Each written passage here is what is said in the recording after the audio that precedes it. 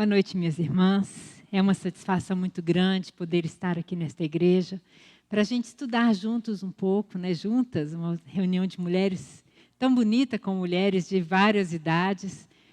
É muito gratificante receber o convite. Muito obrigada, Isabel. Agradeço também ao conselho a confiança de permitir que eu esteja aqui compartilhando com as irmãs e ter essa oportunidade ímpar de falar a respeito da palavra do nosso Deus e um assunto tão difícil, né? Uma exortação que é desperta tu que dormes. Quando a Isabel me passou o tema, eu falei, puxa, essa é para mim, ó. Acorda aí, moça, vamos beber. Vamos estudar, então, o que a palavra de Deus nos diz a respeito deste assunto tão interessante, tão necessário, tão urgente para as nossas vidas. Vamos orar mais uma vez? Pai, obrigado pela Tua palavra. Que o Senhor possa falar a cada coração aqui nessa noite e que o Teu Espírito seja iluminador, ó Deus, das nossas vidas. Muito obrigado porque o Senhor nos deixou a Tua palavra para que pudesse ser o nosso guia. Te louvamos e pedimos em nome de Jesus. Amém. Muito bem. O sono é um assunto muito recorrente na palavra de Deus. Creio que todos nós já lemos alguma história aqui. Começar lá de Adão, né? Adão foi o primeiro que caiu no sono profundo. E ali Deus formou a mulher, formou Eva. Nós temos diversas histórias, eu acho que vocês podem até me ajudar, que alguém lembra de alguma história de sono na Bíblia? Jacó dormiu profundamente, teve uma visão, e ali ele foi chamado por Deus para poder criar. A Ruth estava ali aos seus pés, acordou, feliz da vida, levou um sustão, né? Mais alguma história de sono? Eu queria chegar nessa depois. Antes dos discípulos dormirem, vamos passando pelo Velho Testamento aí. Alguém lembra de mais alguma história? José sonhou, muito bem. Tivemos a história de Jonas, que teve a tempestade, estava lá no fundo do barco, dormindo sossegado. E aí, foram lá, acordaram, acorda Jonas, vamos lá meu filho, reza para o seu Deus aí, ué. Vamos ver se acontece alguma coisa.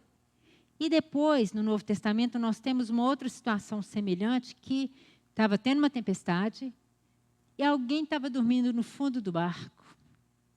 O próprio Deus.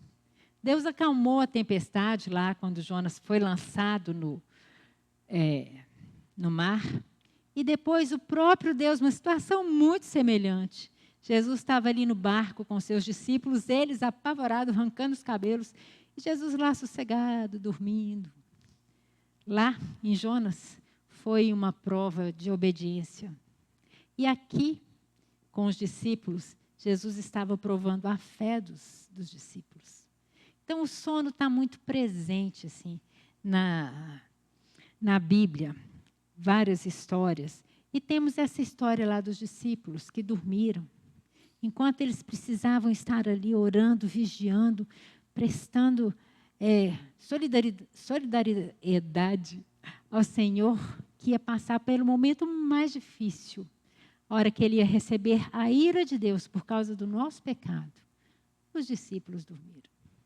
E às vezes, como estamos nós?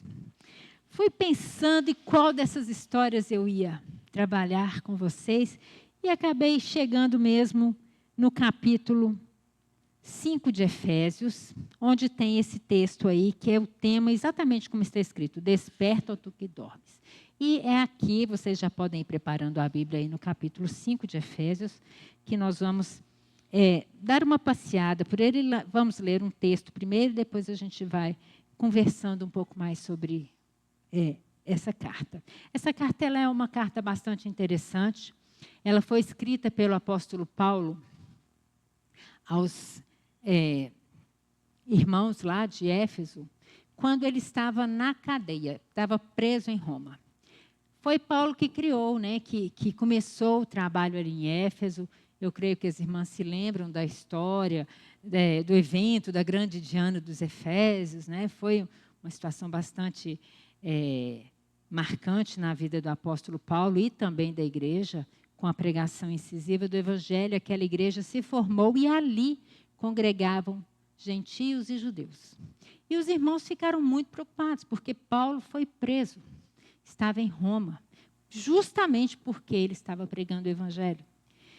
E Paulo, então, fica sabendo que os irmãos estavam preocupados com ele e resolve, então, escrever essa carta.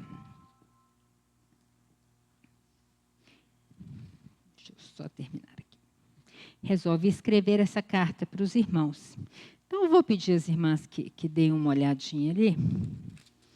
Lá no capítulo 1, vamos dar uma passeada rápida, assim, só para a gente entender o contexto da carta. Paulo quer falar para os irmãos, olha, fique tranquilo, o que está acontecendo aqui, tudo é plano de Deus. Eu não estou preso aqui porque Deus foi pego de surpresa, não. Ele começa a contar, olha, Deus está no controle de todas as coisas. Deus é um Senhor soberano, Ele criou todas as coisas, Ele nos escolheu desde a fundação do mundo, Ele nos justificou, Ele nos salvou através de Cristo Jesus e pela ação do Espírito Santo, Ele nos convenceu do pecado, da justiça, do juízo, e Ele está sabendo o que Ele está fazendo. Eu estou aqui, não é por acaso, não. Então, Paulo vai dando as orientações ali. Essa primeira parte da carta é uma parte bastante doutrinária, ele fala de diversas doutrinas. No capítulo 2, Paulo vem falando da salvação pela graça, como judeus e gentios foram igualmente salvos. A partir dali, com a formação da igreja, já não havia mais divisão. E eles deveriam crer que eles eram um só, porque Deus era um. E tinha feito judeus e gentios em um só. E uma igreja, né, um corpo. Aqui na carta aos Efésios, Paulo usa o exemplo do edifício. Cristo é a base, a pedra angular. E nós somos os tijolinhos, né? Deus vai construindo esse edifício que há de glorificar o seu nome.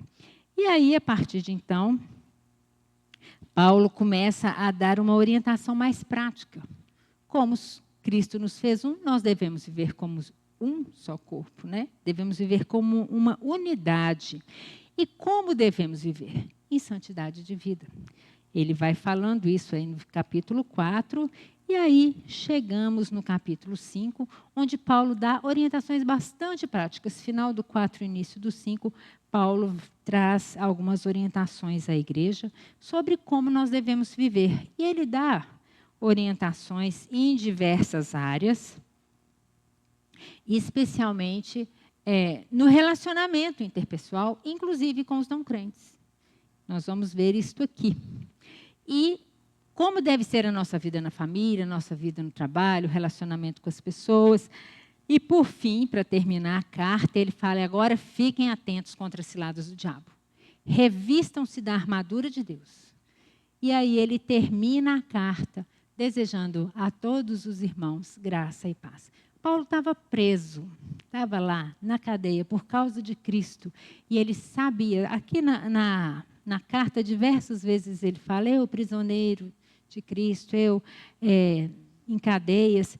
E ele traz essa informação diversas vezes na carta, mas ele não acha que seja uma coisa ruim. Em outras cartas, em outros lugares, ele fala, olha, os da casa de César vos saúdam. Onde Paulo estava? Ali, ele fazia questão de pregar o evangelho.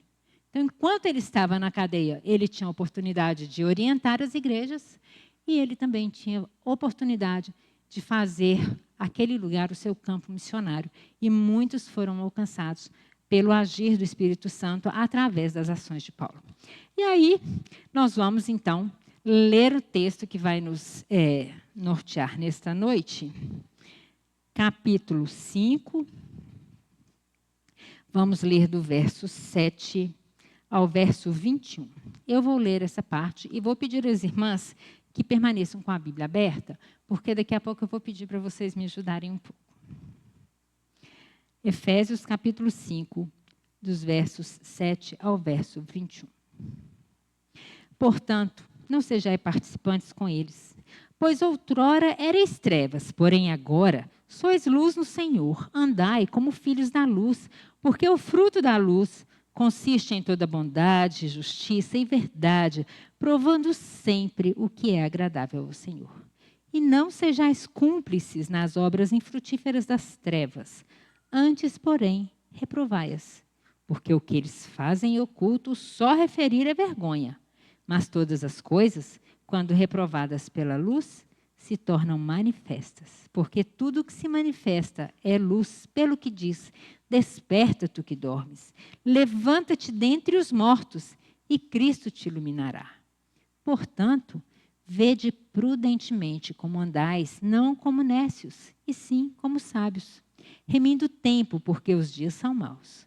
Por esta razão, não vos torneis insensatos, mas procurai compreender qual a vontade do Senhor. E não vos embriagueis com vinho no qual há dissolução, mas enchei-vos do Espírito, falando entre vós com salmos, entoando e louvando de coração ao Senhor, com hinos e cânticos espirituais, dando sempre graças por tudo a nosso Deus e Pai, em nome do nosso Senhor Jesus Cristo, sujeitando-vos uns aos outros no temor de Cristo. Muito bem. Creio que vocês puderam perceber aqui que a parte inicial desse texto, Paulo faz um contraste muito claro. Vocês perceberam qual o contraste que ele faz? Pode falar? Ninguém? Luz e trevas. Muito obrigada. Isso mesmo. No versículo 8, Paulo fala assim, ora, vocês eram trevas, mas agora vocês são luz. No versículo 9, o fruto da luz. No versículo 11, ele fala as obras infrutíferas das trevas.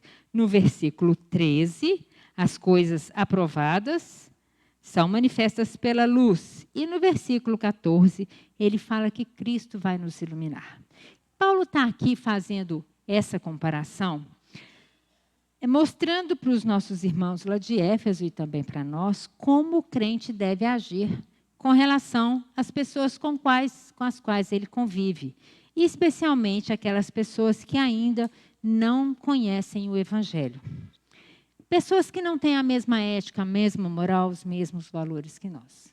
Nós vivemos no mundo, estamos no mundo, e convivemos com muitas pessoas que ainda não ouviram falar de Jesus, ou que já ouviram, mas não têm o menor interesse, ou se declaram completamente indiferentes ao nosso Pai Celestial. Como que nós vamos conviver com essas pessoas? Paulo se apropriou dessa metáfora, dessa ilustração entre luz e trevas, para poder descrever. As trevas estão relacionadas aos não crentes, claro. Por quê? Como que a gente pensa nas trevas? Quem está em trevas, não vê nada, não enxerga nada, não vê Deus, não vê as obras de Deus, está completamente perdido espiritualmente, não sabe para onde está indo. Lá no capítulo 2, versículos 1 e 3, vou pedir que vocês leiam comigo. Ele já tinha falado para os Efésios sobre essa questão de uma pessoa que está em trevas. Ele vai descrever uma pessoa que está em trevas. Vamos ler aí. Ele vos deu vida, vamos de novo, capítulo 2, versículos de 1 a 3. Quem está com a Bíblia aí pode me ajudar. Ele vos deu vida, estando vós mortos nos vossos delitos e pecados, nos quais andastes outrora, segundo o curso deste mundo, segundo o príncipe da potestade do ar, do espírito que agora atua nos filhos da desobediência, entre os quais também todos nós andamos outrora, segundo as inclinações da nossa carne, fazendo a vontade da carne e dos pensamentos, e éramos, por natureza, filhos da ira, como também os demais. Ou seja, Paulo já tinha falado como que eram as trevas, as pessoas que andavam em trevas. Ele só está relembrando aqui, né? Colocando agora como que nós vamos viver. Capítulo 4, versículos 17 a 19, ele também fala, isto, portanto, digo, e no Senhor testifico, que não mais andeis como também andam os gentios na vaidade dos seus próprios pensamentos, obscurecidos de entendimento, alheios à vida de Deus, por causa da ignorância em que vivem, pela dureza do coração, os quais, tendo se tornado insensíveis, se entregaram à dissolução para com avidez cometerem toda sorte de impureza. Então, as trevas são aqui, ó, bem esclarecidas. Já a gente ficou sabendo o que se trata. E a luz? Como é a luz? A luz são pessoas que foram alcançadas por Cristo. Ele faz essa comparação. Pessoas que estão nas trevas são pessoas que não conhecem a Deus ou que rejeitaram a Deus. E as pessoas que estão na luz, como são? Elas foram alcançadas pela graça de Cristo e foram iluminadas pelo Espírito Santo. Muito interessante essa comparação que ele faz, porque a luz simboliza clareza. Hoje em dia a gente praticamente só vive na luz, né? A gente perdeu um pouco a referencial das trevas, porque a gente vai, em todo lugar que a gente vai, é tudo muito bem iluminado. Nossas casas, todos os quartos têm uma luz ótima para que a gente possa enxergar tudo muito bem. Se a gente for passear no shopping, a gente perde a noção do tempo, porque sempre está claro. Quando a gente vai passear na roça, alguém aqui tem roça? Eu tenho uma rocinha. E estava lua nova, né? Não tinha lua. Nós chegamos lá, na hora que eu desliguei o carro, não dava para ver absolutamente nada. Falei, meu Deus, a gente perde a noção das trevas. A gente perde a noção. E Paulo traz aqui quer trazer para nós essa percepção entre luz e trevas, porque a luz simboliza clareza, transparência, percepção. A luz traz vida. Onde não tem luz, nada funciona, nada floresce, né? Tudo é morto. As trevas também estão relacionadas a essa questão da morte. Mas a luz, ela simboliza a santidade, a verdade. Ela tem uma característica que onde ela chega, o que acontece? As trevas são completamente dissipadas. E assim, Paulo, adverte os cristãos de Éfeso. Me ajudem aí na leitura do versículo 7. Vamos ler juntas? Portanto, não sejais participantes com eles. No relacionamento com as trevas, uma pessoa que foi iluminada pelo Espírito Santo, ou que seja, uma pessoa que é luz, o que deve fazer? Não participar. Simples assim. Não seja participante com eles. Alguma dúvida? Eu fiquei com uma dúvida. Quem são eles? Nós temos aqui, ó, versículo 6. Ninguém vos engane com palavras vãs, porque por essas coisas vem a ira de Deus sobre os filhos da desobediência. Eles são os filhos da desobediência. Nós nos relacionamos o dia inteiro com gente que não é crente. Ou alguém aqui só relaciona com crente? Não. No trabalho, tem alguém que não é crente? Sim. Às vezes na própria família, onde você mora, na sua vizinhança, o dia inteiro a gente está se relacionando com pessoas que ainda não aceitaram o Evangelho, não creram em Jesus como seu Salvador, não foram iluminadas pelo Espírito Santo. De vez em quando a gente se reúne assim. Ó. Tem alguém não crente aqui, por acaso? Hoje nem perguntei. Todos aqui já conhecem Jesus como seu Salvador? Glória a Deus. Que coisa boa podermos hoje nos relacionarmos assim com os nossos irmãos em Cristo. Mas no dia a dia, nem sempre é assim. Porém, irmãos, a gente tem que pensar o seguinte. Tem muitas pessoas que ainda não conhecem a Jesus, mas que são pessoas muito boas, pessoas honestas, pessoas íntegras, pessoas que, se precisou delas, elas estão ali para te ajudar. Que elas fazem caridade, que elas são alegres, são pessoas agradáveis, pessoas que vivem de maneira altruísta. E aí tem gente que fala assim, só falta ser crente, né? Só falta ser crente. Nós temos que lembrar que a graça de Deus, é quem permite que isso aconteça. Embora toda essa bondade, toda essa modo de ser da pessoa parecer com alguém que foi iluminado por Cristo, essa pessoa só faz isso porque Deus tem misericórdia de nós. As misericórdias do Senhor se renovam sobre nós. E se todos nós, todas as pessoas, fôssemos agir o tempo inteiro sendo más, fazendo as obras das trevas, irmãos, nós já teríamos nos destruído.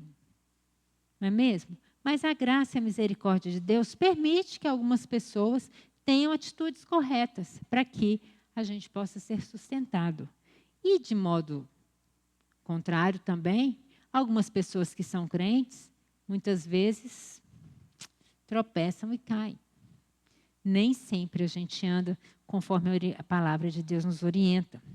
Então, é bom que a gente tenha essa noção, essa percepção, para que a gente possa entender como que Paulo vem nos esclarecendo aqui. Nós estamos, no versículo 6, pensando que ninguém deve nos enganar com palavras vãs, porque sobre essas coisas vem a ira de Deus sobre os filhos da desobediência. Nós não devemos participar com eles sobre essas coisas. Quais são essas coisas?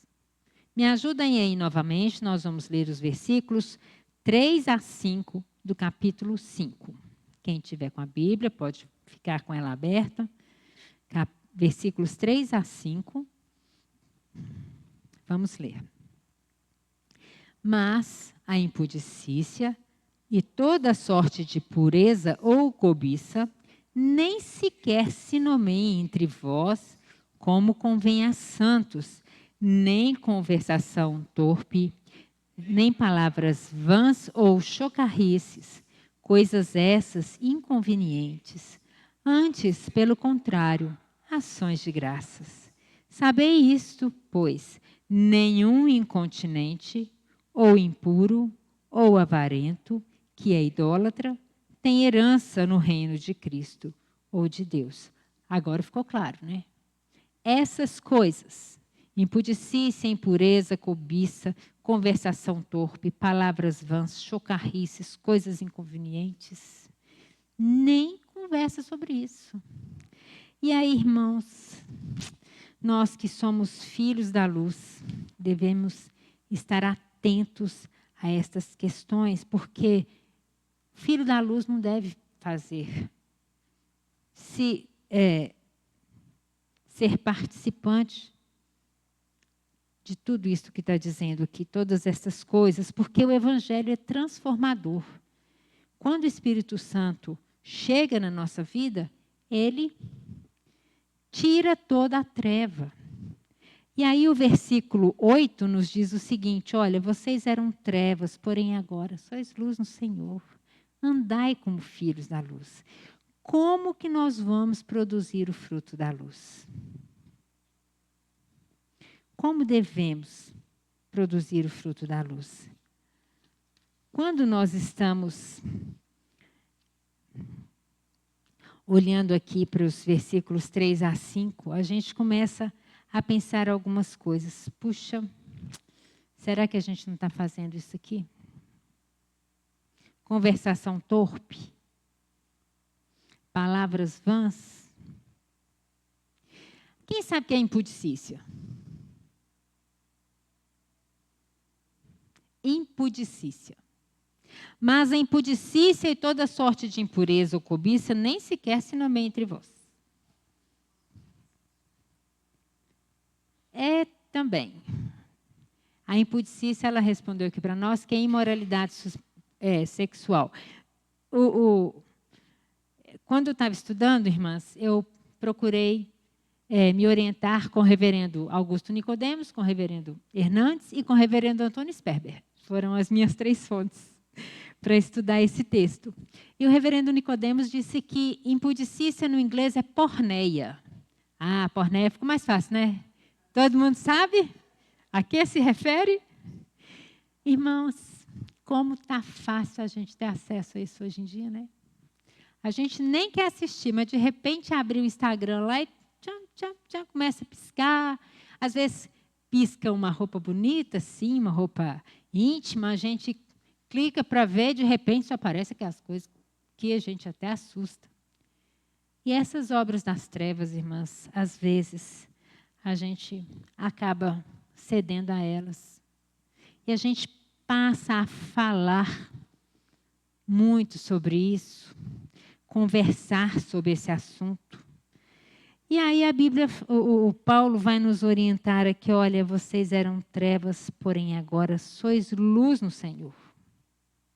Andai como filhos da luz. Nós devemos abandonar todo essas questões que são próprias das trevas. Palavras vãs, chocarrices, coisas inconvenientes, mas devemos viver com ações de graças. Nos nossos lábios deve haver gratidão, deve haver palavras que edificam. Nenhum incontinente, ou impuro, ou avarento, que é idólatra, tem herança no reino dos céus. O que é ser incontinente? Alguém pode me ajudar? Não? Incontinente é uma pessoa que não consegue se conter. Não consegue. Ela quer fazer, ela tem compulsão. Ah, agora ficou fácil, nós demos um nome chique. Tem o toque. Não tem jeito. Transtorno obsessivo compulsivo. Eu faço isso porque eu sou doente. Muitas vezes, irmãos, nós temos dado nome de doença para pecados. A pessoa não consegue se conter quando vê uma coisa, quer comprar. Ah, eu tenho que comprar isso para mim. Às vezes, vai, não tem dinheiro, entra no cartão de crédito, olha. Isso é obra da treva.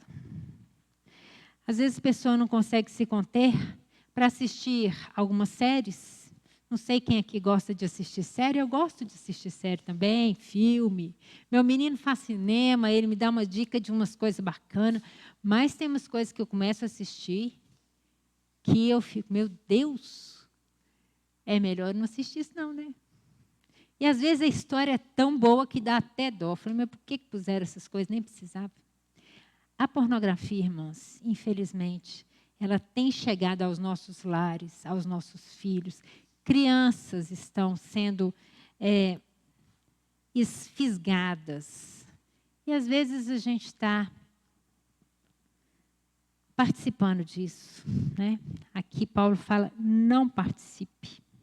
Mas a gente fala assim, se não tiver isso, não vai achar nenhum que não tem, né?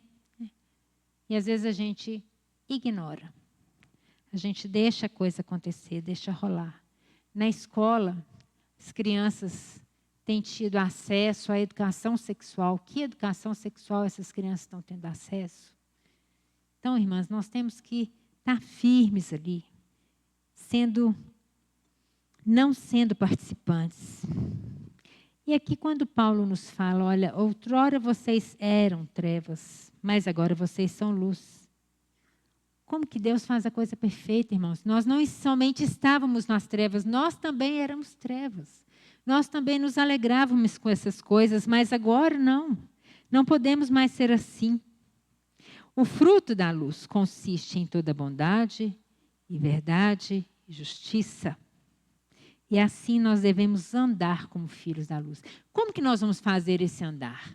Paulo já tinha explicado isso para eles antes. Olha, lá no versículo 25, ele começa falando assim, deixa a mentira e fale a verdade. Ele fala um não e um sim. Vamos acompanhando aí, versículo 25 do capítulo 4. Por isso, deixando a mentira, fale a verdade com o seu próximo, porque somos membros uns dos outros. Irai-vos e não pequeis. Estamos indo passo a passo. Não se põe o sol sobre a vossa ira, nem dei lugar ao diabo. Aquele que furtava, não furte mais, mas trabalhe fazendo com as próprias mãos o que é bom, para que tenha com que acudir ao necessitado. Não saia da vossa boca nenhuma palavra torpe, e sim a que for boa para edificação, conforme a necessidade, e transmita graça aos que ouvem. E não entristeçais o Espírito, no qual fostes selados para o dia da redenção.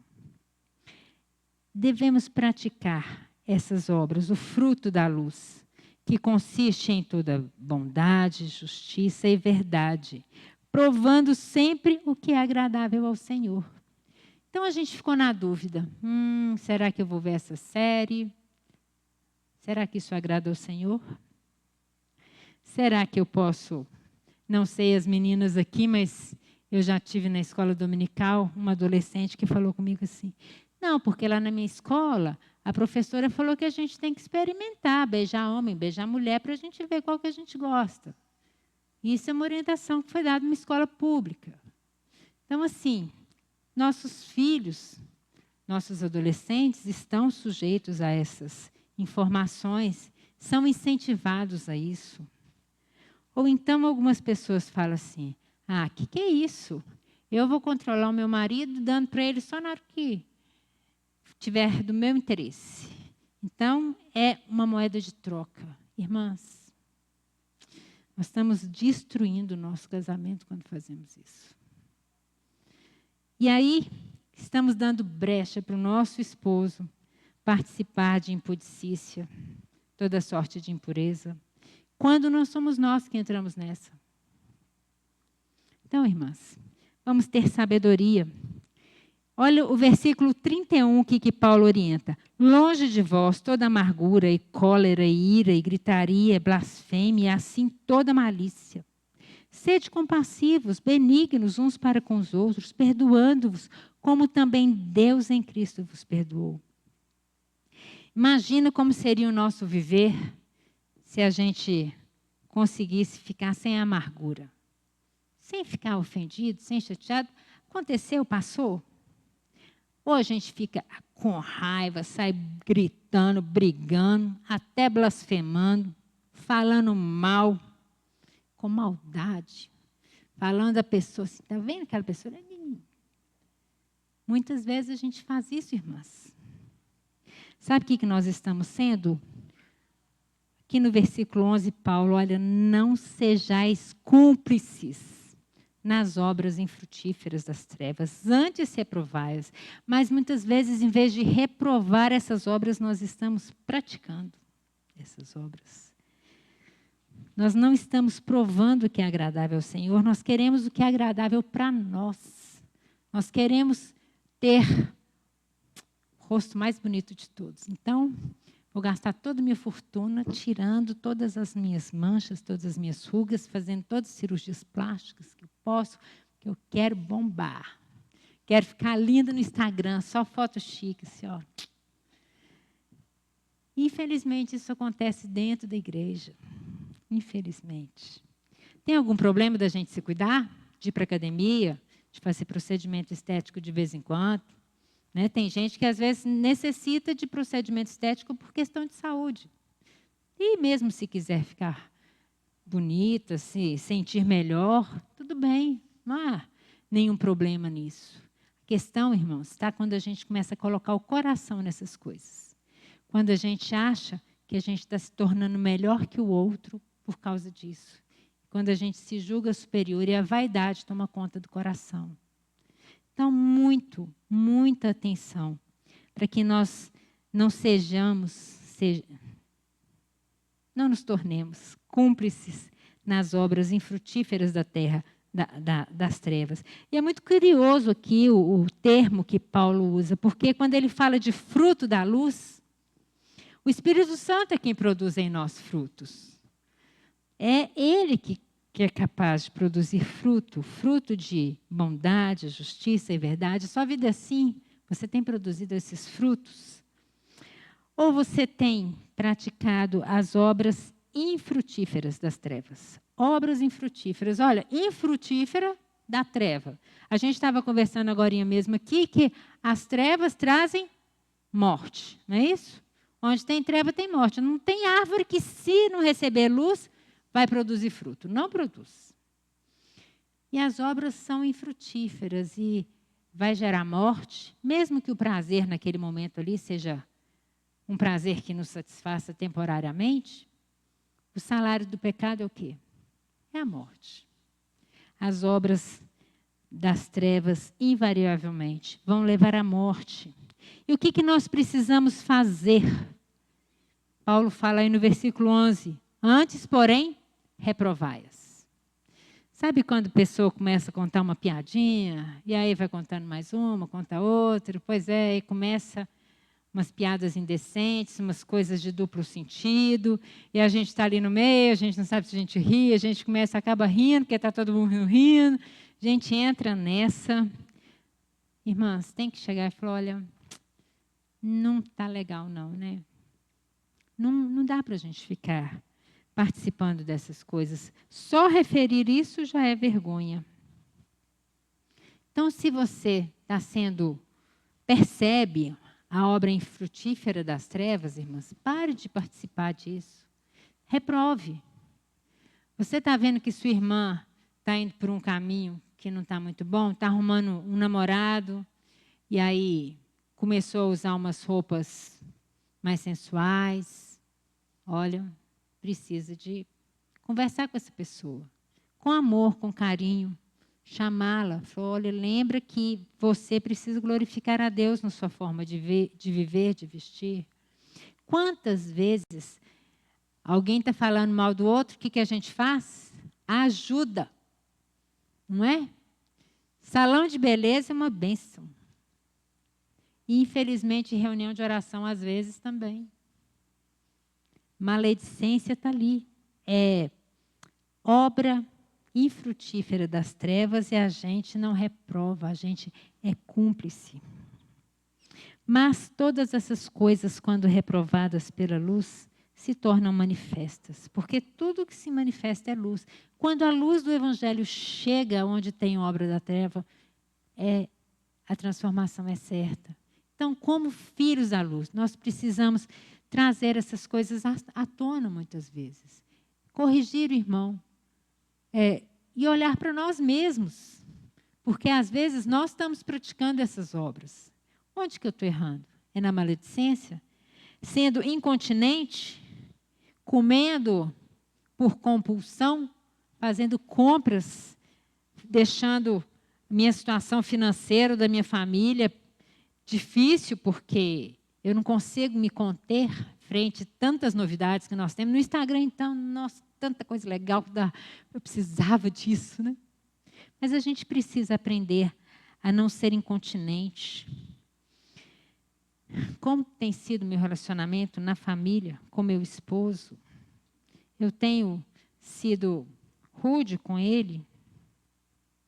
Não é assim que nós temos que fazer. Nós temos que manifestar essas obras. A Bíblia nos orienta, assim, Paulo nos orienta. E aí chegamos no nosso texto que diz, versículo 14. Vamos ler comigo aí? Pelo que diz, desperta, ó tu que dormes, levanta-te dentre os mortos e Cristo te iluminará. Olha só, como que nós vamos conseguir não praticar essas obras e não ser cúmplices das obras infrutíferas das trevas? É através de um avivamento. Sabe o que acontece? Paulo fala assim, ó, desperta tu que dormes, levanta-te de entre os mortos. As obras das trevas geram morte. E quando a gente olha para uma igreja que está assim adormecida, dormindo, sem perceber que está praticando as obras das trevas, o pessoal de fora olha e fala assim, uai, está dormindo ali? Imagina você passando frente ao necrotério. Tem duas pessoas que estão mortas e tem um dormindo do lado. Você vai olhar aquilo ali e o que vai achar? Está todo mundo morto. Mas um morto está muito diferente de uma pessoa que está viva, não é mesmo? Uma pessoa viva pode até estar dormindo ali profundamente, como aconteceu com Jonas lá no barco. Mas é muito diferente. Porém, se a gente está assim, acostumado com essas coisas, a gente não se preocupa em buscar a palavra de Deus, encher-se do Espírito, como Paulo vai falar daqui a pouco, nós vamos ficar parecendo que estamos mortos. E o que Paulo faz aqui é clamar por um avivamento. Gente, vamos acordar, vamos passar a viver de forma a agradar o Espírito de Deus, que o Espírito de Deus possa produzir fruto em você. Sai dessa letargia, levanta. Levanta, meus irmãos, minhas irmãs. Vamos produzir obras, ou melhor, frutos da luz. Vamos ser pessoas que praticam a verdade, que praticam a bondade, que buscam a justiça. É isso que Paulo nos orienta. A gente deve despertar desse nosso sono, porque a gente vai acostumando, vai ficando tão normal, né? Assistir determinados programas, ter determinadas práticas, viver ou falar determinadas palavras. E as trevas não fazem mais diferença. Nós deixamos de inibir as trevas.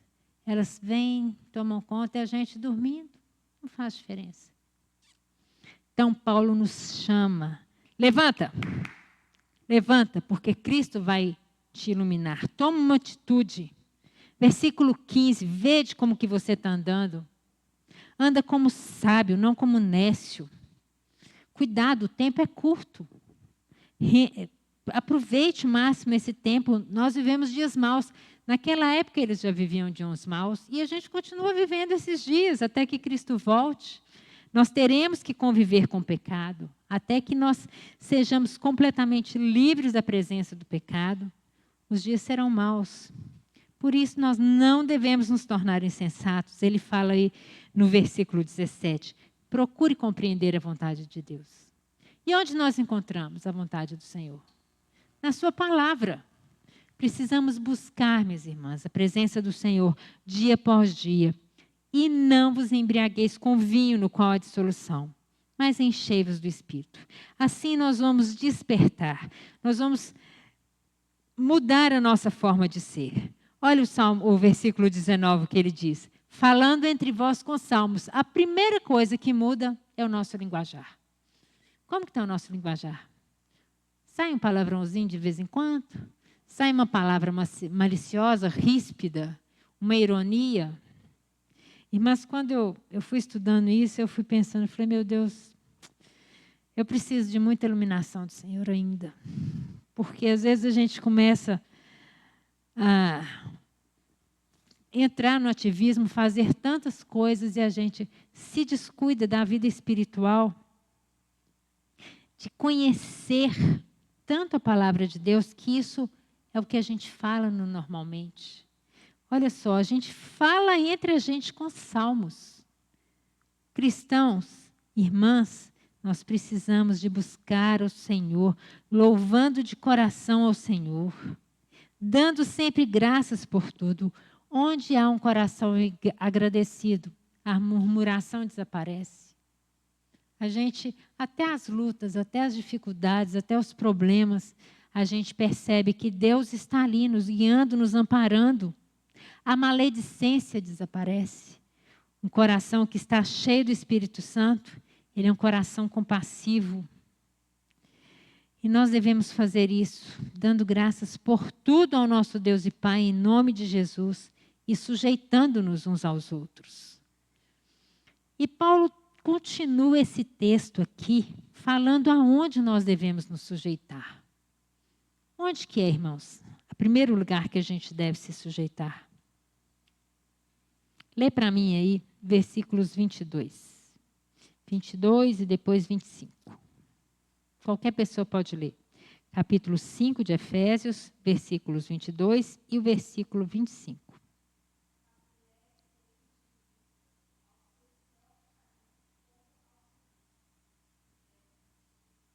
25.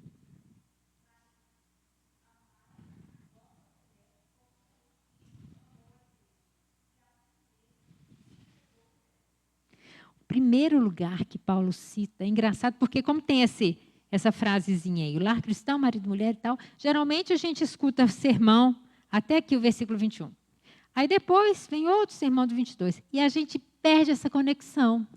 Quando Paulo está falando aqui, para a gente não se entregar ao vinho, para a gente ter sobriedade na nossa vida, para a gente estar cheio do Espírito, deixar o Espírito Santo guiar os nossos passos, guiar as nossas palavras, que nós devemos falar entre nós com salmos, hinos e cânticos espirituais, com gratidão. Primeiro lugar é onde?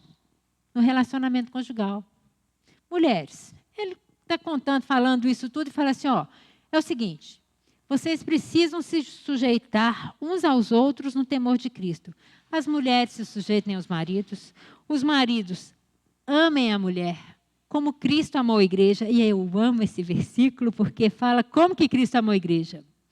Para que a santificasse, tendo-a purificado por meio da lavagem da água, pela palavra, para apresentar a si mesmo, igreja gloriosa, sem mácula, nem ruga. Eu falo, meu bem, eu tenho que ficar sem mácula nem ruga. Que ó, Paulo falou, sem coisa semelhante, pura e sem defeito. Sua responsabilidade, cuidar de mim, para que eu possa me manter bem bonita, assim como Cristo faz com a sua igreja, não é mesmo? E os maridos devem amar a sua esposa como ao seu próprio corpo. Imagina, irmãs, não sei aqui quantas são casadas, quem está querendo muito casar, quem já casou, separou, quem ficou viúva. Mas pense no seu relacionamento conjugal dessa perspectiva. Versículo 31 do capítulo 4. Longe de vós toda amargura, cólera, ira, gritaria, blasfêmia. Se a gente vivesse assim na nossa casa, longe de nós tudo isso, falando com salmos, hinos e cânticos espirituais, sendo grato pelo marido, sendo grato pelo que Deus tem nos dado, seja uma casa, seja um carro, seja uma família, seja um problema. No início do meu casamento, nós tivemos muita dificuldade financeira e a gente queria muito ser bem-sucedido financeiramente, a gente investia todas as nossas forças. E aí, irmãos, não era o plano de Deus que a gente prosperasse naquela época, porque a gente tinha muito que aprender. E como foi difícil superar as dificuldades, que eu queria manter as aparências. Afinal de contas, eu já era formada, eu era dentista, achava que dentista tinha que ser rico, então, pelo menos, eu tinha que aparentar que era rica. E o nosso dinheiro era como um saquetel furado. O que caía não sobrava nada. Era dívida, enrolei no cartão de crédito, tive muitas lutas, até que nós... E é claro que isso, questão financeira, mina a confiança e o relacionamento. E aí, louvado seja Deus que iluminou o nosso coração, tanto o meu quanto o meu esposo, e a gente pôde sentar e conversar sobre esse assunto. E resolvemos mudar a nossa forma de ser, nossa forma de agir. Um dia, a gente estava recebendo a UCP na nossa casa. E o Salmo 1 foi estudado. Nós não devemos andar no conselho dos ímpios, nem sentar, né, nos deter no caminho dos pecadores, nem assentar na roda dos escarnecedores. Mas o nosso prazer deve estar na lei do Senhor. E meditar nessa lei dia e noite. E o que a palavra de Deus nos ensina? Que o fruto vem na época apropriada. Irmãs, é fundamental que nós passemos a buscar a presença do Senhor para que nós possamos ver o fruto sendo produzido na nossa vida. Hoje eu louvo a Deus porque tiramos de nós aquela ansiedade por ter, por ser, né, pelo status, pelo dinheiro, pela vida regalada, mas era mais questão de status mesmo.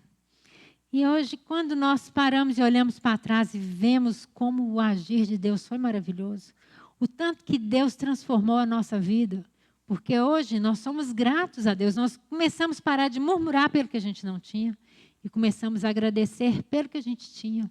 Nós descobrimos que nós tínhamos muito mais do que Deus, que nós tínhamos pensado. E cada dia Deus acrescenta, cada coisa que a gente se surpreende com o agir de Deus. Então, irmãs, cuide do seu lar, cuide do seu esposo, cuide dos seus filhos. Logo depois aqui, ó, só completando o versículo 32, Paulo fala que esse relacionamento matrimonial é um grande mistério, porque ele representa Cristo e sua igreja. Você, com seu marido, está representando Cristo e a sua igreja, é um testemunho para o mundo. Como que você vai viver de forma indiferente a seu esposo? Como você vai viver tratando mal aquele que é um só com você? Quem cuida? Aqui ele fala, né, não nessa parte, mas Paulo fala, quem cuida da sua esposa, cuida de si mesmo. E a recíproca é verdadeira. Quando nós estamos cuidando bem de nós estamos cuidando bem do nosso marido. No versículo 6, Paulo inclui também os nossos filhos. Filhos, obedecei a vossos pais, e pais, não provoqueis vossos filhos à ira, mas criais na disciplina, na admoestação do Senhor. É assim que nós devemos viver, produzindo o fruto da luz, não somente na nossa casa, mas inicialmente na nossa casa. Precisamos estar atentos, irmãos, com relação aos cuidados de casa, porque às vezes na igreja é tão bom, né? A gente chega, abraça o irmão, fala palavras lindas, mas no lar as palavras são ríspidas. Os filhos ouvem cada coisa dos pais, ou então nem escuta nada, o pai deixa para lá, entrega para cuidador, entrega para a creche. Estamos tendo aí uma epidemia de crianças com problemas mentais, irmãos. Eu atendo cada criança que é de chorar. Dá dó de ver as crianças, os relatos que são. E às vezes até a forma de lidar na hora do atendimento é complicado, porque não existe o mínimo de respeito, o mínimo de amor entre pais e filhos. Como filhos à luz, nós precisamos produzir na nossa casa, no nosso lar, com o nosso esposo, com os nossos filhos e com as pessoas que trabalham conosco. Logo depois, Paulo vem dizer aí dos servos. Os patrões devem cuidar bem dos servos e vice-versa. Os senhores devem proceder com eles sem ameaça, lembrando que nós temos um chefe lá no céu. Então, esse relacionamento familiar é o primeiro passo que nós vamos despertar, irmãos. Às vezes a gente quer ver uma igreja avivada, a pessoa se convertendo, mas nós estamos lá dormindo no meio dos mortos. Ou então a gente ora para Deus mandar o avivamento. Aleluia, Deus Senhor, transforma vidas, mas a minha vida, dentro da minha casa, não produz o fruto da bondade, da verdade e da justiça. Irmãs, é um desafio grande para nós. Queria concluir deixando com vocês essa reflexão e sugerindo que a gente faça, né, essa análise. Esses últimos dias, para mim, foram muito importantes. Eu quero agradecer a Isabel a oportunidade que ela me deu, me convidando para vir falar sobre esse tema. Acho até que eu falei demais, né? Entusiasmei. Mas foram dias importantes em que eu pude ouvir grandes servos do Senhor. Eu sugiro vocês que também escutem, ouçam o reverendo Hernandes, Efésios 5, o reverendo Nicodemos tem um estudo completo do livro de Efésios. Então, irmãs, vamos estudar a palavra com mais cuidado. Às vezes nós passamos hora mexendo no celular, jogando joguinho que não leva a nada, assistindo reels de receita que a gente nunca vai fazer, ou de atividade física que a gente fala, nossa, esse eu vou salvar porque esse aqui é bom. E você tem lá, depois nunca mais você acha. Ou então você passa fofocando, falando mal do outro. Não estou falando de você não, irmão, estou falando nossa. Eu também faço isso e Deus tenha misericórdia da minha vida. Foi importante ler isso aqui. Como que eu vou produzir o fruto da luz? Primeira coisa, tenho que despertar, é reconhecer o primeiro passo. Onde que eu estou sendo cúmplice das obras da carne? Onde que eu estou sendo praticante das obras infrutíferas das trevas? E o segundo passo é mudar de atitude. Paulo deu alguns exemplos. Se nós pegarmos lá o Velho Testamento, ou se nós pegarmos outros textos da Bíblia, se pegarmos os Salmos, como temos sido ingratas, irmãos? Como temos sido murmuradoras? como temos sido injustas muitas vezes com os nossos irmãos, com os nossos filhos, faltando respeito ou indiferentes. Que o Pai do céu possa iluminar o coração de vocês, que vocês estejam com o coração aberto para atender o chamado que o próprio Deus nos faz de despertamento, que essa igreja seja despertada a partir das mulheres aqui, que estão aqui para buscar ao Senhor. Estar aqui hoje já é um grande passo. Buscar o Senhor de todo o coração. Deus ouve o nosso clamor. Deus ouve a nossa oração. A Isabel falou que que as irmãs têm orado, têm jejuado, têm orado uma pela outra, umas pelas outras. Isso é bênção na vida da igreja. As mulheres trabalham, a igreja cresce. Mas é preciso abandonar as obras das trevas. E se você precisar de expor essa obra da treva na vida de alguma das suas irmãs, vá com sabedoria. Vá com a palavra de Deus. Deixe que a palavra de Deus exorte. Leve a mensagem em oração, converse e ajude, porque muitas vezes a pessoa vai receber aquilo e vai falar, puxa, muito obrigada por você ter me orientado. Outra vez ela vai escarnecer de você. Fala, quem é você para poder me dar a lição de moral? Né? Primeiro vai tomar conta da sua vida, depois você vem falar de mim. Independente disso, irmãs, vamos buscar ao Senhor. Buscar o Senhor enquanto se pode achar, invocar enquanto Ele está perto. E Ele vai ouvir o nosso clamor. Que Deus possa iluminar as irmãs, que o Espírito Santo acenda essa chama aí novamente, que Cristo ilumine cada uma de nós, para que nós possamos viver de modo digno do Evangelho do nosso Deus. Vamos orar para encerrar? Pai, muito obrigado pela Tua palavra. Pai, que essa exortação possa ficar gravada no nosso coração e na nossa mente. Que nós possamos, ó Deus, viver de modo digno do Teu Evangelho, porque o Senhor já recebeu o castigo que é digno aos filhos da ira. Cristo morreu em nosso lugar. Cristo nos deu o direito de habitarmos os céus através da sua justiça que está sobre nós. Ele perdoou todo o nosso pecado. E ainda assim, ó Deus, estamos adormecidos, sendo cúmplices das obras das trevas. Ó Deus, tem misericórdia de nós. Desperta-nos, ó Deus, ilumina-nos.